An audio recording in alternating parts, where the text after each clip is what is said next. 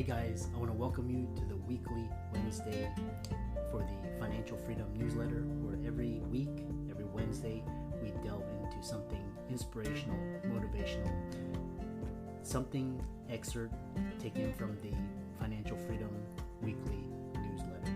Wherever you are, if you're listening on Spotify, on iTunes, Google, be sure to click the like, subscribe, share, comment. And without ado, let's get into the show. Hey guys, welcome to this week's podcast episode for the Financial Freedom Podcast. And I'm your host, Dr. Christopher Liu. I'm really excited about today's guest, Zack Geist. And today's talk is all going to be about student loans. And it's going to be a fascinating discussion. He's a serial entrepreneur. He's got an interesting, unique background and story. He's CEO and founder of Student Loan Tutor. And so I'm really excited about this episode. Student loan is a game now, which you'll hear from Zack. And welcome, Zack, to the show. Welcome. Yeah, thank you, Dr. Liu. Yeah, it's great to be talking to physicians. My primary clients are physicians. We are actually the largest private organization helping student loan borrowers for the past decade. We have thousands of active clients. I've spoken to over 10,000 different people, more than half of which are physicians, about the topic of federal student loan and student loan repayment and ways to significantly reduce what the cost of education is after the fact. I jokingly say it's like the closest thing to getting a scholarship after the fact, after you've borrowed the money. But there are ways to navigate it. It's not a fixed system. It's not rigid. And federal student loans specifically, especially for physicians, don't work like any other traditional debt. Hence why most financial advisors, although well-intentioned, will give very bad advice when repaying student debt. And we're the largest organization that does that. We've helped borrowers save over $500 million with a B, so over $500 million in federal student loan repayment. And I contribute to all of the major media publications, both, Forbes, Bloomberg, Fortune, USA Today, CBS Money Watch. I'm one of the main contributors in this student loan space on those topics. So if you're a physician or if you're anybody with six figures of federal student loan debt, what I'm going to share with you here will actually change your life. And that's a bold statement, and I intend to deliver on that.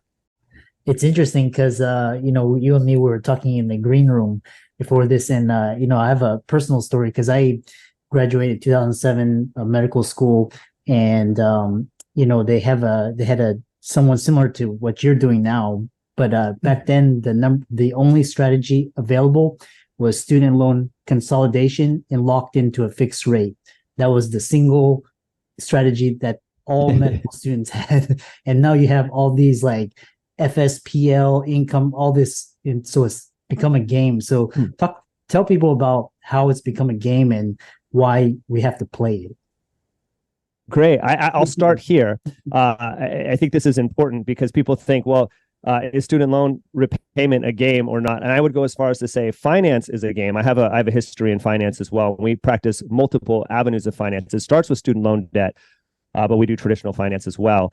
But the quote is, that I've come up with is, if you're forced to play the game, it pays to know the rules. And the fact is that we're all forced to play the game because we're citizens in the United States, and that's our economic system.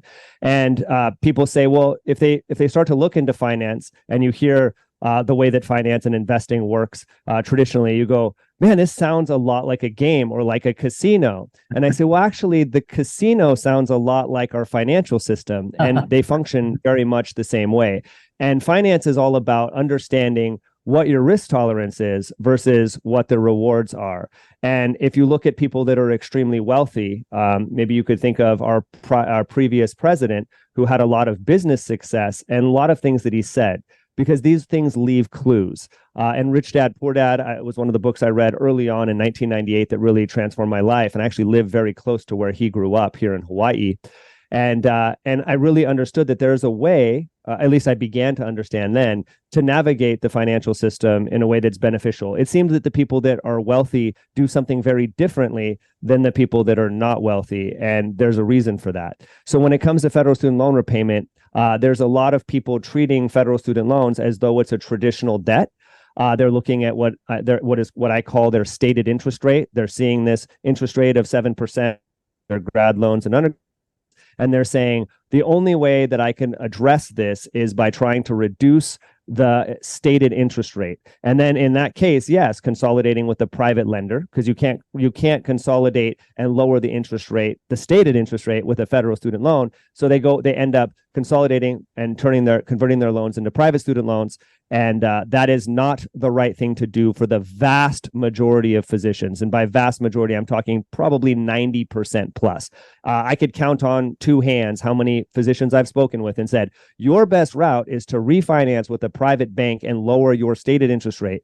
And that's something that I want to get into on this call. And I hope people are paying attention, because most physicians that I work with, which I believe is a traditional sample size, are going to an effective interest rate that is actually a negative interest rate.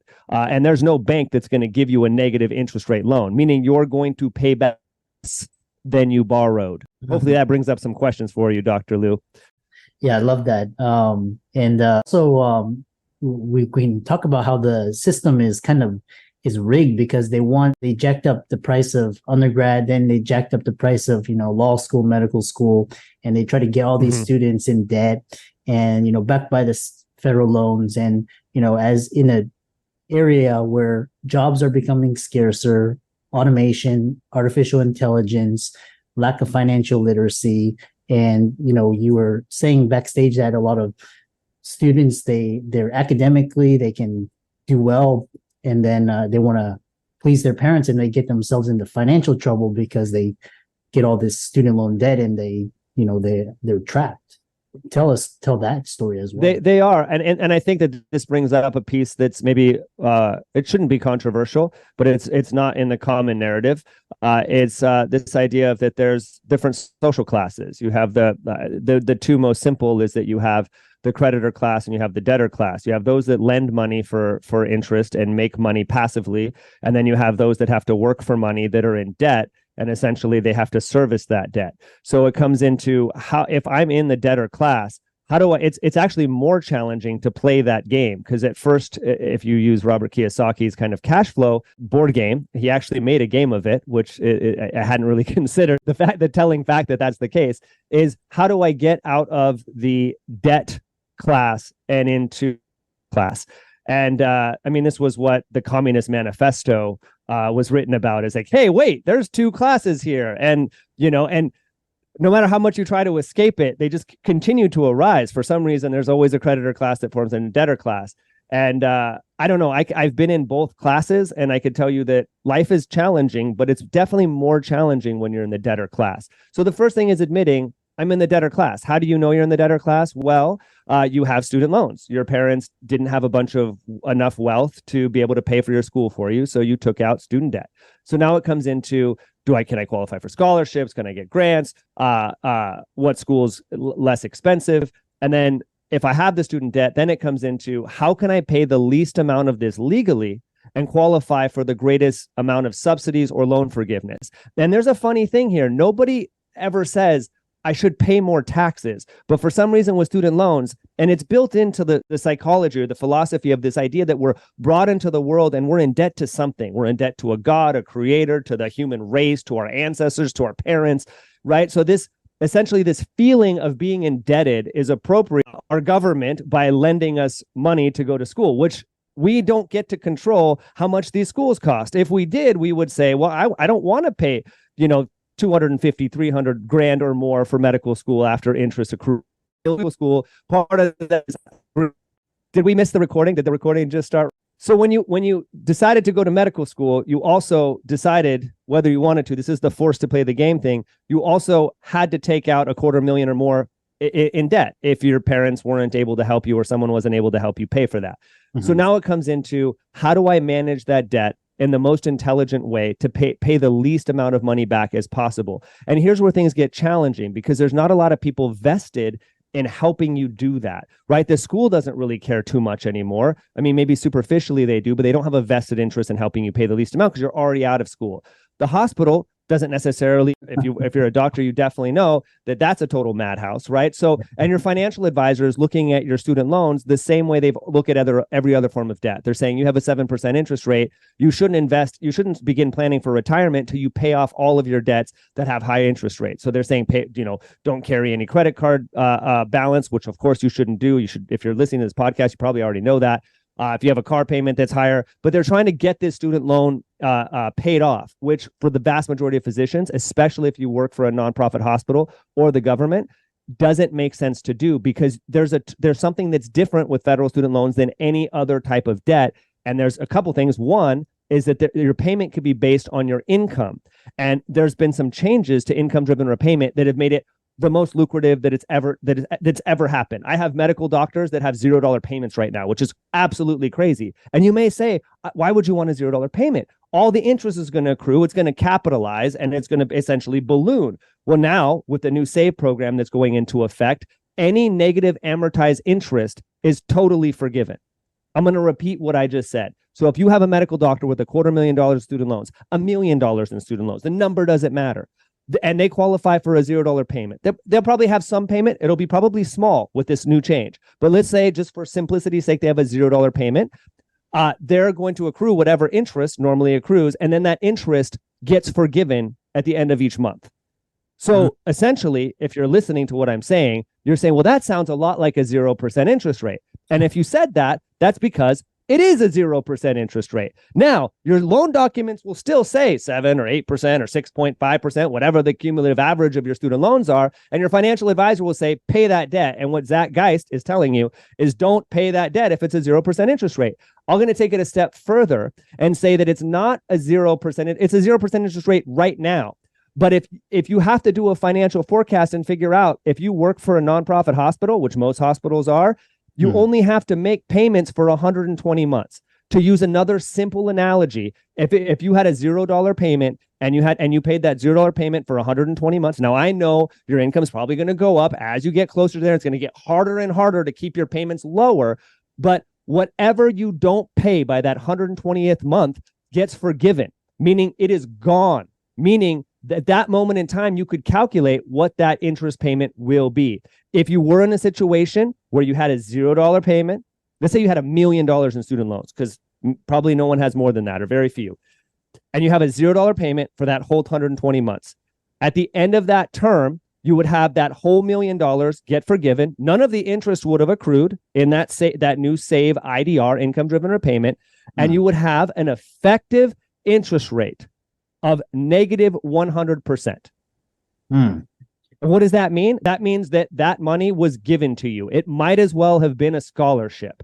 Now you had to carry that debt for 10 years, and that affects your debt to income if you're going to purchase a house or whatever. But that's what Student Loan Tutor does, is it works with mortgage loan officers and submits documents so that they don't look at that as though that's throwing off, because they'll take 1% or 2% depending on what lender they're using to calculate what your payment should be. But there's ways to do that where it calculates a $100 payment, and that doesn't really affect your debt to income ratio when you're trying to purchase property. So in all essence, you don't really have the student loans. It's kind of like having, some people have the cold sore virus and they just have never had a cold sore. So yeah, I guess it sucks to have the virus. Maybe you'll test negative for it at some point, but if it's not affecting you and then eventually just goes away, did you really have it? Very fascinating. And, again, like you were talking about, there's a game and, based on your income. And so, talk about, a lot it's based on your income. It's based on your family size, and family size is calculated differently with the Department of Education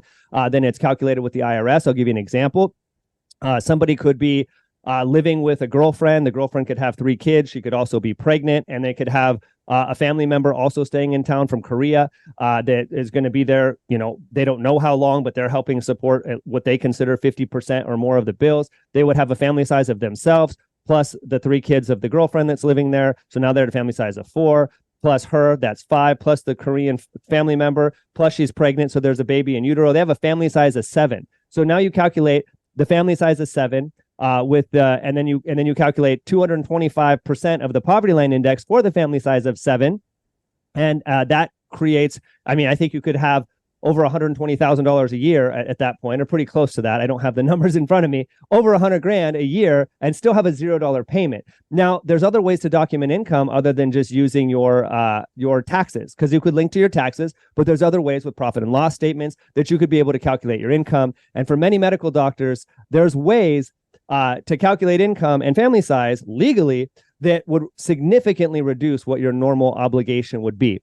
And that reduces what you pay per month, which increases your subsidy on the interest side, which then increases dramatically the forgiven amount that happens. But what's really important here, speaking to someone that's retired before the age of 40, who's a medical doctor, is that it equals a completely different life, because you could begin investing and planning for retirement before you pay off your debt. And most financial advisors, if they're worth their weight in salt, will tell you that you should pay off any high interest debt before you begin planning for retirement. That's part of your planning. But if your stated interest rate is 7%, but your effective interest rate is -30 or -50 or 0 or even 2%, you should start planning for retirement now, because you could beat those returns with the market. But this is where a lot of people, like, nobody wants to help, or very few people. They should. If you're a financial advisor and you're listening to this call, you should call Student Loan Tutor and figure out how to work with Student Loan Tutor to help your clients realize what their effective interest rate is, so they could begin working with you to plan for retirement now. And if you're a physician, you should know what your effective interest rate forecast is. Like, we could run those numbers and figure out, as your income goes up and what's going on with your family size, what you're going to have forgiven at the end, which help with after the subsidies could tell you what your effective interest rate is going to be. And you could plan for that. The cool thing is, with public service student loan forgiveness, there's no tax burden. But I do this all the time for chiropractors, naturopaths, and medical doctors that are in private practice. There's a longer forgiveness term, but there's ways to navigate that as well intelligently. And that's just one aspect of finance. These same loopholes exist within the tax code. To quote our previous president, he's quoted, I don't know if I'm spreading false news here, but I believe he's quoted of saying, "I don't pay taxes equivalent to that." And there's a reason for that, and it's due to the way that passive and active income is calculated. And people that are very wealthy generate most of their income passively. And if you're in private practice, a lot of your income is passive income because it could be paid out as ownership distributions instead of traditional salaried payroll, which don't necessarily need to be calculated in as your income when calculating what your income is for income-driven repayment in IDR. So this is why, close to 300 different financial firms and financial advisors refer all of their clients with high balance student loans, mostly physicians, to Student Loan Tutor to help them with their financial planning. I hope this makes sense. Did it bring up any questions for you, Dr. Liu? Yeah, it's really great. Like I said, it sounds like it's becoming like the tax code, where so many loopholes, and like the most wealthy people I talk to, they understand it. They understand assets, liabilities. They know good debt, bad debt, and it's like they on paper they may look poor, so they can qualify for all these things, but in the real world, they're wealthy. It's just dichotomy. It's like what we're taught in school and what people actually do. So to quote Rich Dad Poor Dad, and to quote the name of the title of his first book, Robert Kiyosaki's first book, was "If you want to be rich and happy, don't go to school." That was the title of his first book, and I don't necessarily agree with that. I think that there's we meet a lot of people in school, we learn a lot in school. Learning is also important, but I mean, a more apt title would be, if you want to be rich, learn what the rich people do, and teachers are seldom rich, so they probably can't teach you how to be rich. As a matter of fact, they're probably really smart, makes it more difficult. I spent a lot of time with Tony Robbins over the years, traveling around. There was something he would put on called Wealth Mastery, and there was a point where he was chartered stocks for his whole life. And he goes, and people would state why does that work? And he goes, stop asking why, which is a very challenging thing to do for highly intelligent people. It's because a lot of it is just the way that it is. You could try and explain it, and there's people that probably come closer to being accurate with why it works that way. And I'm not saying that student loans work that way. Student loans are more cut and dry, but the financial markets in general, if you could beat the financial markets and you could outperform the S&P 500 index, then you're going to be probably a very successful hedge fund manager of some kind, or at least a very successful financial planner. But it's very difficult to do that. But at least if you're playing the game, you could participate in some of those gains. Now, most people, when they're burdened with a ton of student loan debt, the psychology that they adopt is kind of one of, I'm on pause until this is done. And I'm really hoping that people that are listening to this, especially physicians or anybody with a lot of student debt, that they don't put their financial life on pause until they pay off this debt. I wish I could call it something other than debt, but it is debt, but it's not necessarily good debt, and it's not necessarily bad debt. It's kind of in the middle. And it's in a class of its own, because I don't know of any other lender that would lend you money for a negative interest rate that you could pay based on whatever you're earning, and that there's flexibility in how to calculate that, and that there's no credit qualification. I mean, maybe the SBA loans that came out during COVID have some similar taste to that, but where everyone is going wrong, and by everyone, I mean almost everyone, including financial pundits, the Dave Ramseys of the world, is that they continue to incorrect advice due to a lack of understanding of how this debt functions. So it's very simple, but they're making what in, I guess, scientific terms would be a false heuristic. They're treating it like a debt where the effective interest rate is the same as the stated, and it's not. Yeah. It's almost never that way. Yeah. Interesting. So how can people, contact you, talk to you? And, it sounds like you have a lot of experience. So. Yeah, I have a ton of experience. As a matter of fact, I'd probably say the most practical experience. I know that there's some people that write that are also contributors to like Wall Street Journal and things on the topic of student loans, mostly student loan attorneys that practice consumer law. And maybe they have more of a philosophical understanding of the law. I think I probably am pretty close to being matched with that, and especially with my team. But the practical application is often very different than what the theories are. And it's often the benefit, because a lot of the decisions that the federal student loan servicers, the people servicing the debt for the Department of Education, have are discretionary. I don't know if you froze on me, Dr. Wu. I'm good. Okay. So a lot of the decisions that the servicers get to make are discretionary. So you could submit documents and they may interpret your documents in your favor, which means that you get to realize those benefits. And so what we've learned is how to submit documents where they tend to kind of err in your favor. But again, this is in practice. This is after working with thousands and thousands and thousands of people going, that's funny. This person overfunded their 401k at this specific time, and that this had this effect on their payment. That's interesting. I wonder why that is. That's cool. That's cool that it's at the servicer discretion in that case. But again, how it's going to work. Those are those areas that are a little shouldn't be that way, but are. But those are great areas. I don't want them to close those loopholes, so I don't want to go into too much detail. Let's just say there's a lot of those areas. You've got 49 million borrowers that are being serviced by $10 to $15 hour employees with no financial training. That's a fascinating thing, right? Is who do we turn to? Who are the 49 million turning to? They're turning to people with $10 to $12 an hour jobs, working in a cubicle with no accountability that they'll never speak to again, that have absolutely no financial training whatsoever, that don't have aligned interests with the borrower. And there's intelligent physicians that have a CPA or enrolled agent preparing their taxes. They work with a mortgage broker when they buy their house. They have an attorney that they consult with on estate planning, and then they contact, because there's not really a vehicle for it. So they contact their servicer, or they go on Reddit.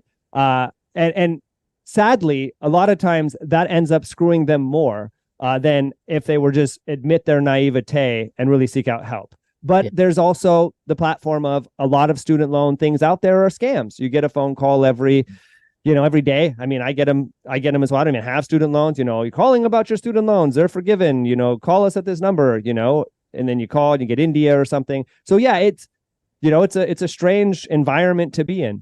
But we've been doing this for 10 years, and I don't know if I'd recommend if you're seeking student loan support that you do your due diligence. If you're a doctor, a scientist, you're really good at doing due diligence. You should be good at doing due diligence. See how long a company's been in business. What do their reviews look like over time? Where are they contributing? Are they insured? Do they carry errors and emissions insurance? They have access to legal counsel for a legal opinion. If you don't believe what I'm saying, can you talk to an attorney that will say, yes, in fact, this is my legal opinion. Probably cost you a couple $100 to have an attorney say that, but it's a different of, hundreds of thousands of dollars of savings and hundreds of thousands of dollars of savings realized as cash flow each month to invest either in your practice or to invest in the market, compounding over the course of 10 to 25 years, is the difference of millions of dollars over the life of that loan. And maybe even more than that. We've had some crazy success stories of people redirecting what normally is going towards servicing debt and instead goes towards wealth accumulation. Yeah, so very well said. For all the listeners out there, let's thank Zack for coming onto the show. Very inspiring episode, and all of Zack's resources will be in links in show notes, and be sure to consult. Yeah, I want to give one final piece, Dr. Wu, just for everybody, because they have till the end of the year to do it. If you're a doctor, a physician, anybody with student loans, and you have federal family education loans, anything other than direct loans, you're going to want to consolidate those with the Department of Education into their own consolidated direct loan. Don't put your other direct loans with those ones, because that could do some funny things that we could talk about in the future, but you want to consolidate them. There's something called a one-time IDR account adjustment. So if you've been in forbearance for 36 months or more outside of the COVID time, all of those forbearance times and any payment in any repayment plan will count towards federal student loan forgiveness. I've had many people have $500,000 of loans forgiven just by this one IDR account adjustment. And you could find me at studentloantutor.com and book an appointment with someone from my team. Awesome. Back to you, Dr. I just want to make sure I said that, because that's a takeaway that everybody could do. It's just a freebie. And thanks so much for coming out to the podcast, and really great episode. Thanks, Dr. Lou.